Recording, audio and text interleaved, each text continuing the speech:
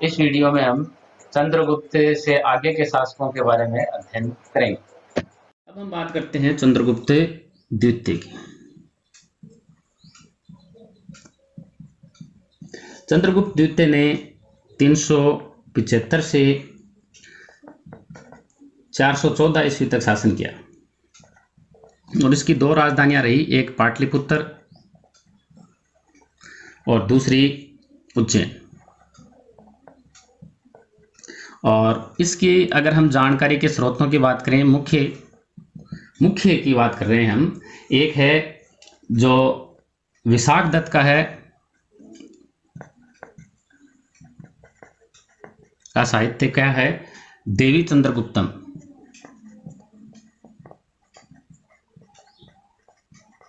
और दूसरा है उदयगिरी के गुहालेख।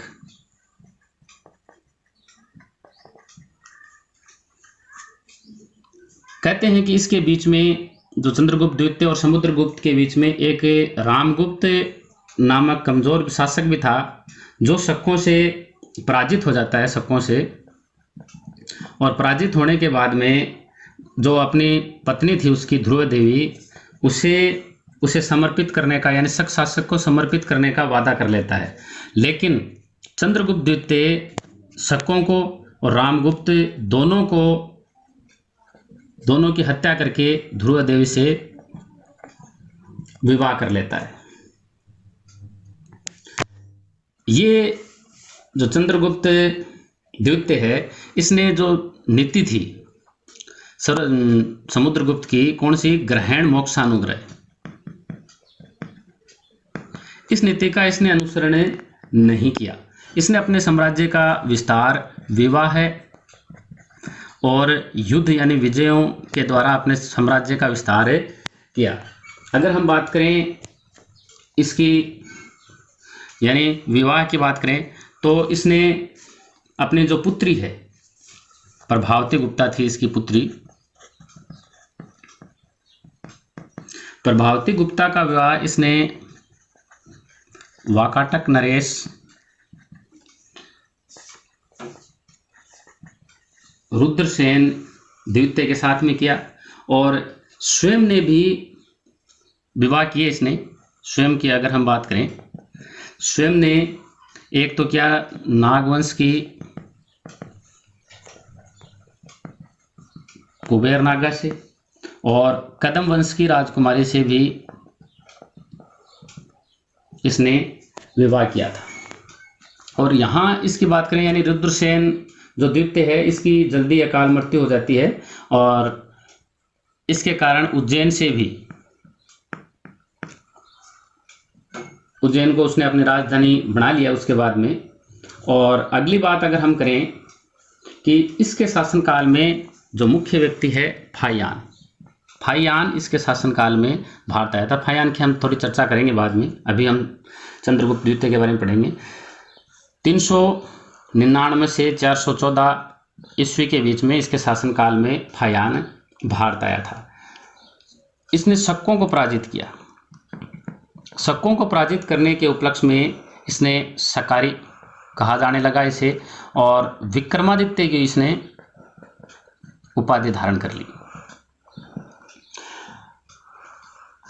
और इस उपलक्ष्य में उसने चांदी के सिक्के भी जारी किए थे। शकों को हराने के उपलक्ष्य में इसके दरबार में नवरत्न रहते थे। नवरत्नों में सबसे मुख्य है कालिदास,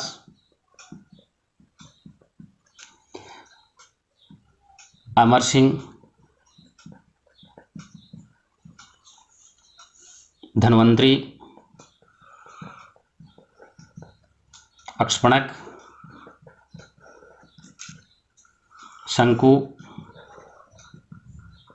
वेताल भट्ट, खटकरपर, वराहमीर और वररुचि, ये नवरत्न इसके दरबार में थे। कालिदास है वो साहित्य से संबंधित था, अमर सिंह है वो व्याकरण से संबंधित था, धन्वंतरी है वो चिकित्सा से संबंधित था। अक्षपणक ज्योतिष से संबंधित था। शंकु है वो स्थापत्य कला से संबंधित था। वेताल भट्ट है ये मांत्रिक था। घटकरपर है ये काव्य से संबंधित था। वरामीर है ये ज्योतिष से संबंधित, और वररुचि व्याकरण से संबंधित था। अगर हम इसकी विजयों की बात करें तो इसने सौराष्ट्र प्रायद्वीप को भी विजित कर लिया था और इसे अपना जो गुप्त साम्राज्य है उसे कहाँ तक बढ़ा लिया था, अरब सागर तक। यानी गुप्त साम्राज्य का विस्तार इसने अरब सागर तक कर लिया था। और जिस शकों को इसने हराया था, अभी अपन बात कर रहे थे कि शकों को हराकर इसने विक्रमादित्य की उपाधि और शकारी इसे कहा जाने लगा, तो कौन से को हराया था? शक को रुद्रसेन तृतीय को इसने पराजित किया था। और इसको पराजित करने के कारण इसके साम्राज्य में क्या क्या आ गया? गुजरात, इसी के साथ में मालवा और काठियावाड़, ये जो क्षेत्र है ये भी इसके साम्राज्य में शामिल हो गया। और इसके समय में हूण जाति भारत के अंदर आने दिख गई थी, यानी हूणों की सक्रियता शुरू हो गई थी इसके समय। और उसको देखते हुए उसने उत्तर पश्चिमी जो गणराज्य थे उन्हें भी अपने राज्य में मिला लिया। इसकी एक जो महरौली का लौह स्तंभ है,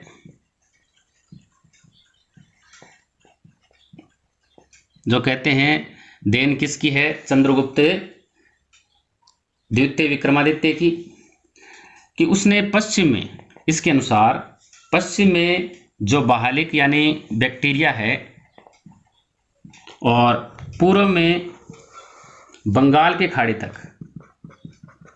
इतना इसका साम्राज्य विस्तार हो गया था। उज्जैन की हम बात कर रहे थे कि इसकी दूसरी राजधानी उज्जैन थी। उज्जैन को इसने राजधानी क्यों बनाया? इसने इसलिए बनाया, एक तो समुद्री व्यापार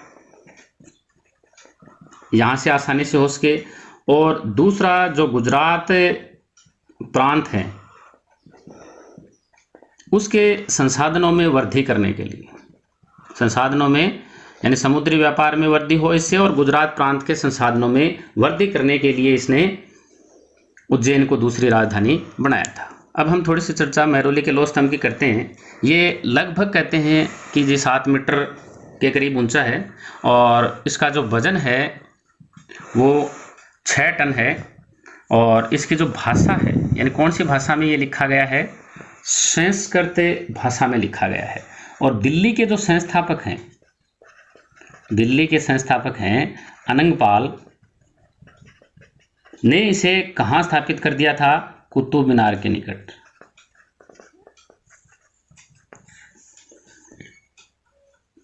हम थोड़ी सी चर्चा अब फाहियान की कर लेते हैं।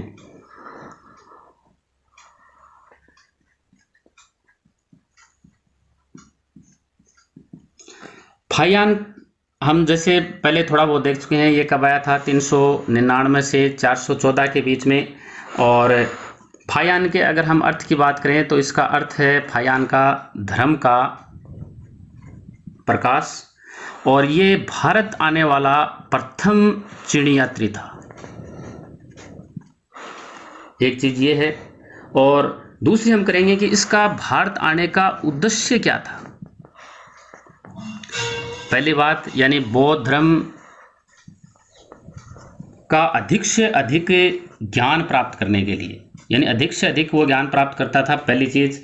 दूसरी, जो यहाँ पर हस्तलिपि थी बहुत सारी, उन हस्तलिपियों और स्मृतियों की खोज के लिए, यानी बौद्ध धर्म से संबंधित जो भी हस्तलिपि और स्मृतियों की खोज के लिए वो भारत आया था। कहते हैं कि ये अपने ग्रंथों में इतना व्यस्त रहता था, धार्मिक ग्रंथों में, कि अपनी जो जीवनी लिखित जो भी है उसके अंदर इसने कहीं भी चंद्रगुप्त जो द्वितीय हैं उसका उल्लेख नहीं किया इसने।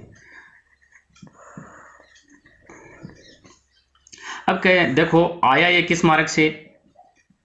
यानी चीन से भारत आया ये स्थलीय मार्ग से, जो रेशम मार्ग था। कुषाण वंश में हम इसकी चर्चा कर चुके हैं। रेशम मार्ग से ये भारत आया था और गया किससे? समुद्री मार्ग से, यानी वापस ये समुद्री मार्ग से वापस गया। इसके अनुसार यानी लोग हैं, वो कहता है कि घरों में ताले नहीं लगाते थे। ये जो देश है इसे ये ब्राह्मणों का देश कहता है।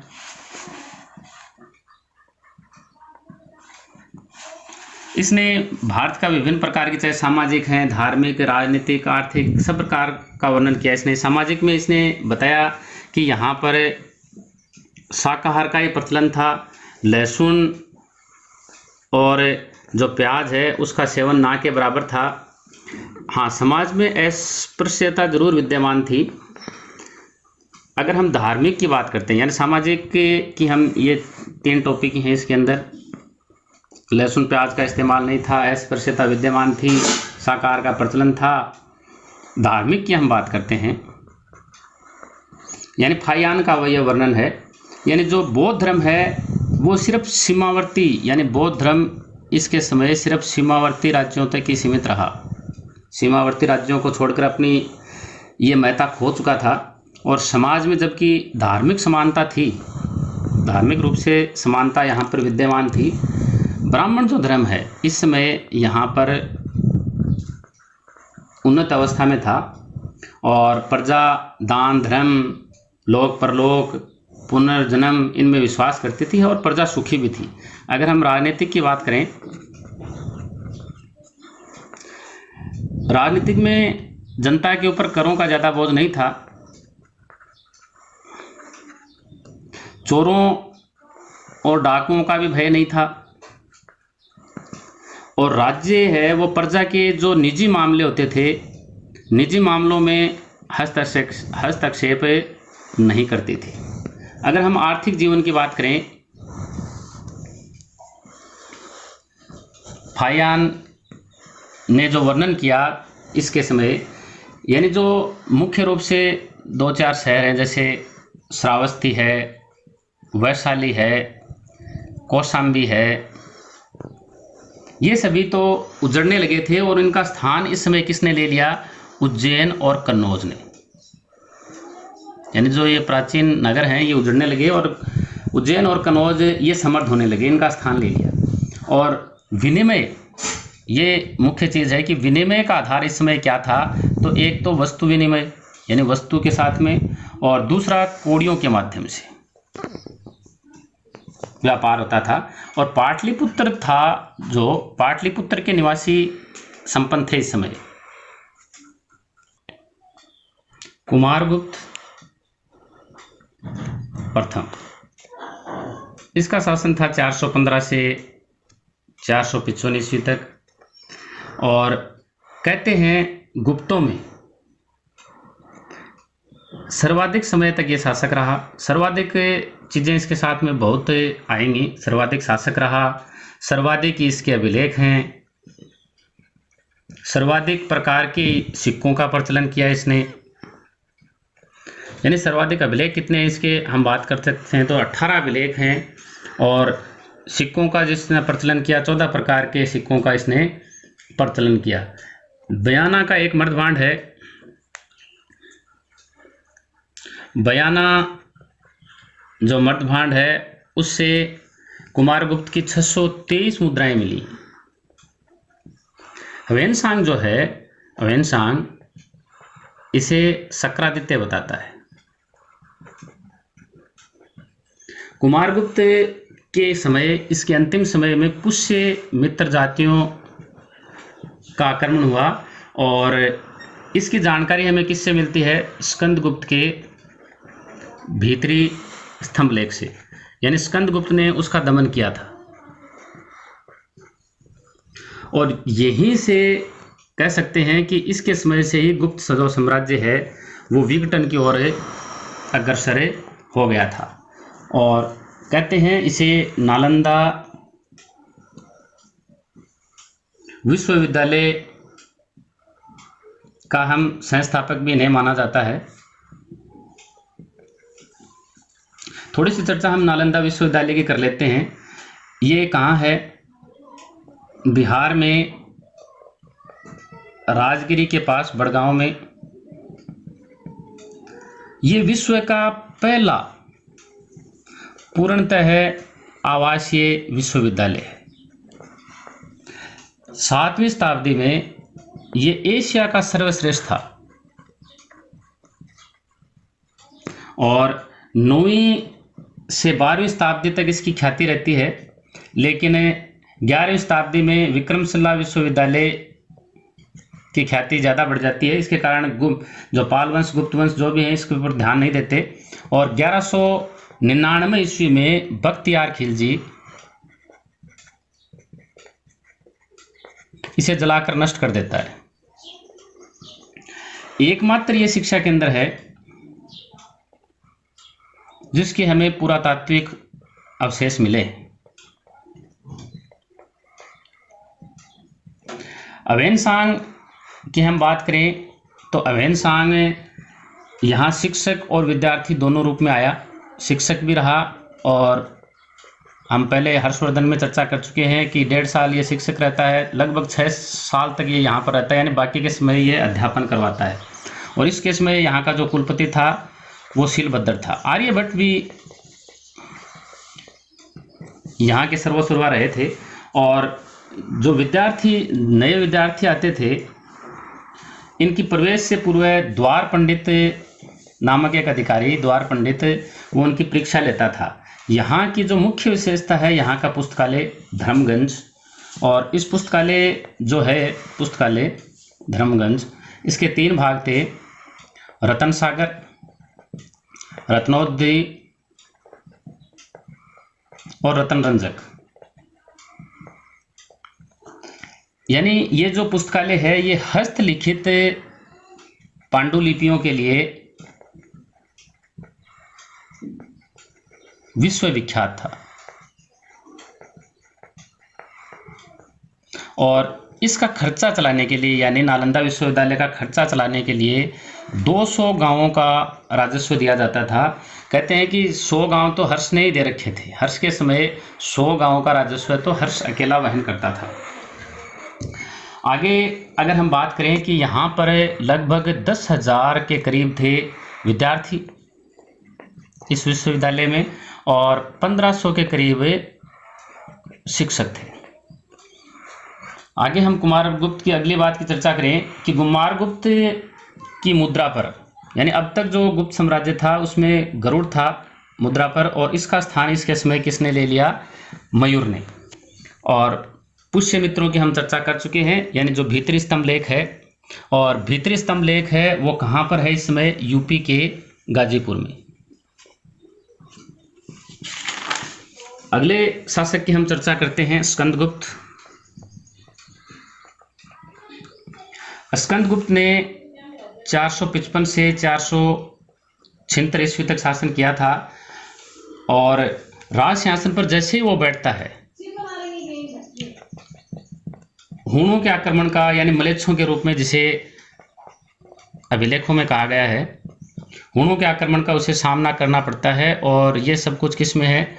जूनागढ़ अभिलेख में। यानी उसके अभिलेखों की हम बात करते हैं तो देखो, एक तो जूनागढ़ अभिलेख है, दूसरा भीतरी है, कहोम स्तंभ लेख है, गढ़वा है, इंदौर ताम्रपत्र है, शूपिया शिलालेख है और बिहार स्तंभ है। जूनागढ़ की हम बात करें तो जूनागढ़ गुजरात में, भीतरी की बात करें तो अभी हम चर्चा कर रहे थे अभी, यानी ये यूपी में है, कहोम स्तंभ लेख ये भी यूपी में है, गढ़वा ये भी यूपी में है उत्तर प्रदेश में, जो इंदौर है ये मध्य प्रदेश में है, शूपिया भी मध्य प्रदेश में, और बिहार नाम से स्पष्ट है बिहार में। और अगर हम इसकी स्कंदगुप्त की स्वर्ण मुद्राओं की बात करें तो स्वर्ण मुद्राओं पर इसका नाम विक्रमादित्य की उपाधि हमें देखने को मिलती है।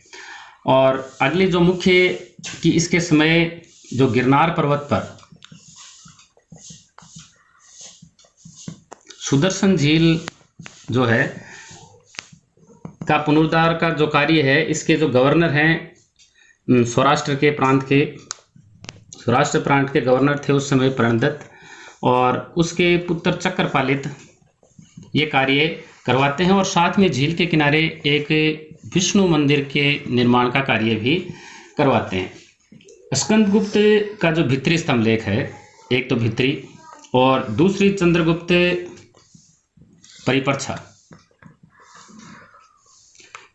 इनसे हमें क्या जानकारी मिलती है कि जी उत्तर पश्चिमी जो सीमावर्ती क्षेत्र हैं उसमें हुणों को पराजित करने का उल्लेख है, यानी हुणों को पराजित करने का भित्री में भी है और चंद्रगुप्त परिपर्छा में भी है। स्कंदगुप्त ने देखो किन किन को पराजित किया, एक तो बाह्य शत्रुओं को उसने पराजित कर दिया, पुष्य मित्रों को,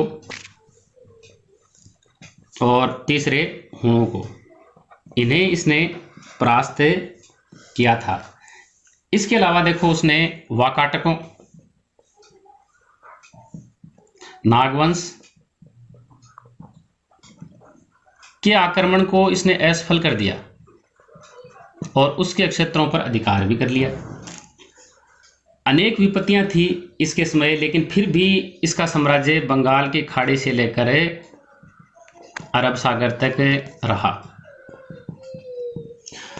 और इसने साम्राज्य को प्रांतों में, यानी साम्राज्य को इसने किस में बांट दिया, प्रांतों में विभाजित कर वहां पर योग्य प्रांतपतियों की इसने नियुक्ति की। उसकी मृत्यु के बाद में कहते हैं कि गुप्त साम्राज्य है वो लगभग विघटित हो गया था। आगे के थोड़ी थोड़ी हम वर्णन कर लेते हैं कि इसके बाद में शासक आता है पुरुगुप्त, पुरुगुप्त के बाद में बुधगुप्त, उसके बाद में नरसिंहगुप्त बालादित्य द्वितीय, उसके बाद में भानुगुप्त, भानुगुप्त के बाद में एक नाम है से वैन्यगुप्त, वैन्यगुप्त के बाद में कुमारगुप्त तृतीय और विष्णुगुप्त। पुरुगुप्त की हम थोड़ी सी चर्चा करते हैं कि इसे एकदम सर्वाधिक आयु में यही शासक बना था, गुप्त वंश का सर्वाधिक आयु में शासक बनने वाला था और ये पहला बौद्ध अनुयायी था। इससे पहले गुप्त वंश में कोई बौद्ध धर्म का अनुयायी नहीं था। स्कंदगुप्त के उत्तराधिकारियों के सबसे शक्तिशाली की बात करें तो सर्वाधिक ये शक्तिशाली था बुधगुप्त। जो भी स्कंदगुप्त के उत्तराधिकारी हुए उसमें सबसे शक्तिशाली शासक ये था और ये भी बौद्ध धर्म का अनुयायी था। नरसिंहगुप्त द्वितीय की, बालादित्य की बात करें तो इसने जो भारत का अटिला जिसे कहा जाता है, भारत का अटिला किसे कहा जाता है, मिहिर कुल को, तो मिहिर कुल को इसने पराजित किया था। और इसी के साथ में एक मालवा का जो राजा है, हुणों की चैप्टर में हमने चर्चा की है इसकी, मालवा का जो राजा है यशोवर्मा, इसने भी मिहिर कुल को पराजित किया था।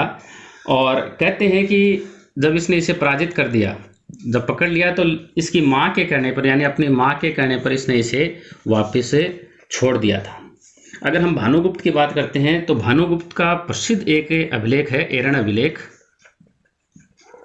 एरण अभिलेख में इसका जो सेनापति है उसमें क्या दिखाया गया, सेनापति गोपराज था, वो हुणों से लड़ते हुए मारा जाता है तो उसकी पत्नी द्वारा, पत्नी सती हो जाती है और कहते हैं ये सती प्रथा का पहला अभिलेखीय साक्ष्य है। अभिलेखीय साक्ष्य यानी सती प्रथा का हमें अभिलेखीय साक्ष्य सर्वप्रथम किस अभिलेख में मिलता है, एरण अभिलेख में। आगे वैन्यगुप्त की कोई चर्चा है नहीं। कुमारगुप्त थर्ड है, ये अंतिम महान शासक हम कह सकते हैं कि अंतिम महान शासक था और विष्णुगुप्त अंतिम शासक था। इस वीडियो में हम यहाँ तक चर्चा करेंगे और अगले वीडियो में हम गुप्तों के प्रशासन के बारे में चर्चा करेंगे।